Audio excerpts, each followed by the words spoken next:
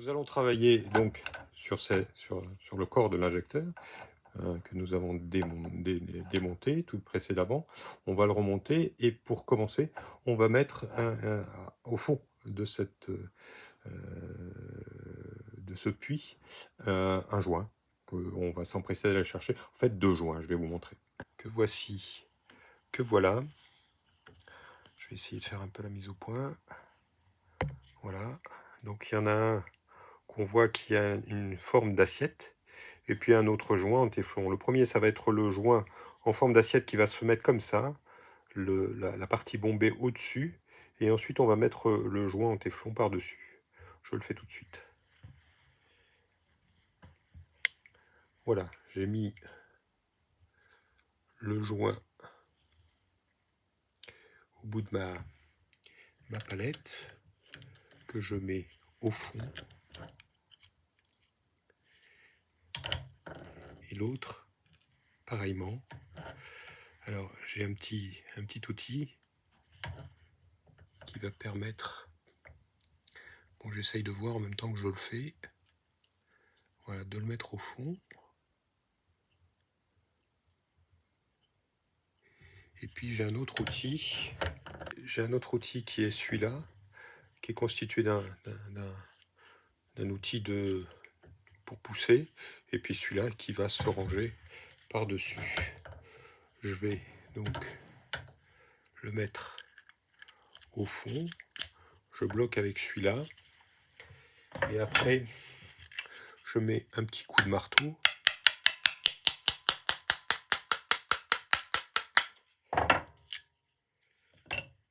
Et donc ça permet de mettre le joint bien profondément.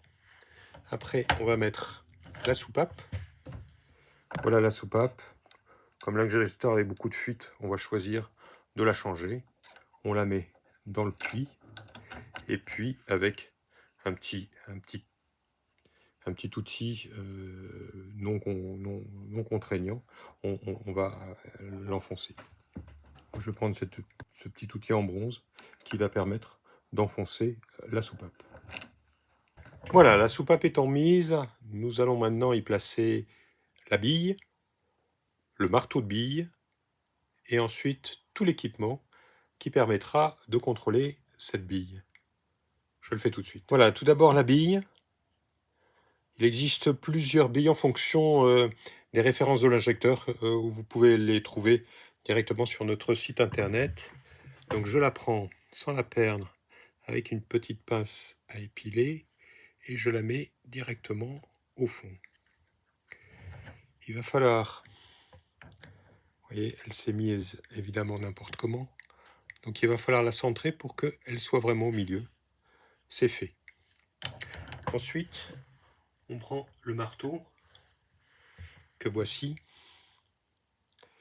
qu'on va mettre le trou évidemment à l'envers, c'est-à-dire comme ça, pour que la bille puisse aller dans son logement. On le met par-dessus la bille, ce qui n'est pas une mince affaire, mais enfin, avec un peu d'habitude, on doit pouvoir y arriver. Sauf que là, comme j'essaye de vous le montrer, c'est pas facile. Voilà, la bille et le marteau sont au fond. Ensuite, on va placer la rondelle de tarage qui permet justement de modifier la hauteur du marteau et de la bille par rapport au marteau frappeur. Ouais, c'est un peu compliqué, mais cette rondelle, la voilà, elle a une épaisseur particulière et donc celle-ci va déterminer le débit de l'injecteur et surtout sa capacité à débiter. Donc c'est celle-là qu'il faudra modifier en fonction de la hauteur qu'on contrôlera tout à l'heure. Je la mets au fond. Voilà, elle se positionne sur le pourtour. Évidemment, la bille est tombée, je vais la remettre. Il faut absolument qu'elle soit droite et que l'ensemble soit constant pour que la pièce suivante que je vais mettre qui est le marteau frappeur, qui est constitué de 2 pièces, qui coulissent l'une dans l'autre. Voilà, cette partie-là, on le voit, tapant sur la bille. Donc on va le mettre de manière la plus prudente possible, sans tout déranger. Et ensuite, on va mettre l'écrou. L'écrou qui a un sens. Voilà l'écrou. La partie lisse doit être au fond et la partie rainurée doit être au-dessus. Il convient donc de s'aider de la fameuse clé qu'on a vue au démontage, qui est une clé qui va permettre de mettre la partie supérieure dans le trou et donc de serrer l'écrou de cette manière. Je le fais et je vous reprends. Une fois que les deux sont serrés au couple, ça doit donner ça, et on s'assure qu'il y ait quand même un petit espace. Je ne sais pas si vous l'entendez, mais on entend clac clac qui permet en fait à cet ensemble de coulisser. Donc maintenant on va mettre le ressort que voici. On va mettre la fleur, l'étoile, enfin tout ce qu'on veut. C'est cette partie-là qui va servir de support et qui va être attachée dans cette gorge par la goupille. La goupille que voilà. Donc il faut serrer en appui et s'arranger pour que la goupille coulisse. Et pour éviter qu'elle s'en aille, il y a un petit, voilà, une petite capsule qui va se mettre sur la goupille pour l'empêcher de sortir. Donc là, il y a un certain gap, un certain espace qui va permettre à cet ensemble mobile de bouger. On va le mesurer. Voilà, on va se servir de cet outil-là que l'on va mettre, c'est tout simplement un multimètre, que l'on va mettre sur le support de la goupille. Ensuite, on va faire notre zéro et on va bouger cet arbre pour voir le déplacement maximum. On est à 2 centièmes, 0, on appuie, on est à 30 centièmes. On va voir par rapport à notre manuel, si 30 centièmes, c'est le bon écart. Sinon, il faudra changer l'épaisseur de la première rondelle, celle qui est tout à fait au bout. Ensuite, pour finir, on va mettre donc la tête, dans lequel on va mettre la petite rondelle au fond et le ressort. Cet ensemble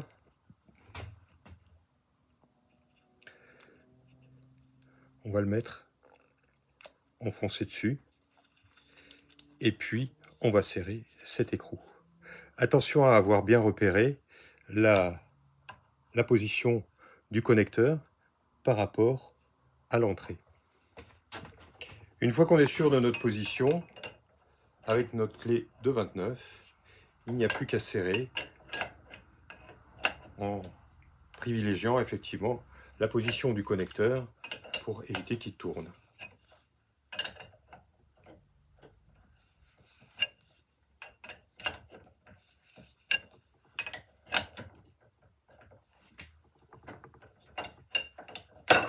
Nous allons maintenant remonter l'entrée du carburant. Pour cela, on va mettre une petite rondelle qui est fournie avec notre kit bille, que voilà, au fond, donc bien en appli, et ensuite le raccord dans le bon sens avec la clé de 13 serrée à 50 newtons. Voilà, je le fais et je vous reprends. La partie supérieure est faite, il ne reste plus que la partie inférieure à faire. Alors pour cela, on va mettre d'abord la cale qui est là, que l'on va mettre au fond. On va mettre le ressort qui est là, que l'on va mettre au fond, si j'y arrive. Ensuite, on va mettre le boisseau dans le bon sens. Ce fameux boisseau, il y a une partie, si ça veut mettre au point, ça sera mieux. Là, voilà, il y a une partie qui est droite et une partie qui est échancrée. Donc la partie échancrée, on va la mettre sur le dessus pour que la petite cale qu'on va aller chercher puisse se mettre. Alors la petite cale, elle est là. Vous voyez, elle est toute petite. Pour pas la perdre, je vais la mettre et puis je vous montre comment ça fait. Voilà, la petite cale est au fond. On la voit à peine, mais elle est là. Ensuite, on va mettre les deux goupilles, une là, sachant que là, c'est le trou pour le fluide d'injection. On va mettre nos deux goupilles. Là, les deux goupilles sont positionnées et on va mettre l'injecteur, le nez d'injecteur que je vais chercher. Voilà le nez d'injecteur. Comme on voit, il a lui aussi le trou pour l'injection et les deux trous pour les goupilles. Et puis ça, qui est sa pointe, elle va coulisser dans la cale qu'on a mis tout à l'heure. On va essayer de les mettre le plus logiquement possible, comme ça. Voilà. Et après, on va mettre l'écrou. On va serrer le tout pour serrer l'écrou. Voilà, on serre l'écrou. On va sortir le poussoir qui va appuyer sur l'écrou pour éviter qu'il tourne et ne pas casser les goupilles. Voilà, on serre l'écrou.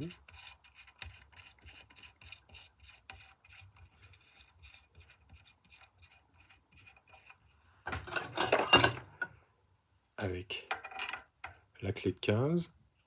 Et une fois qu'il est un peu serré, on va serrer ça au couple avec 75 newtons. Et là, on peut sortir le pointeau qui a fait son œuvre. Voilà, je le fais. Et voilà, l'injecteur est réparé, donc avec un nez neuf, une soupape neuve, une bille neuve, un jeu de joint neuf, et il est prêt à être testé, soit sur le banc, soit sur le véhicule. Merci de m'avoir suivi, et à très bientôt. N'oubliez pas de vous abonner. À très bientôt, amis mécaniciens. Vous pouvez retrouver l'ensemble des pièces de la pompe en utilisant le module de recherche de pièces dans le bandeau supérieur de notre site http://www.réparationinjecteur.fr et en inscrivant la référence de votre pompe, sans espace, suivi de return ou entrée, afin d'afficher l'ensemble des constituants qui se rapportent à votre pompe. À très bientôt.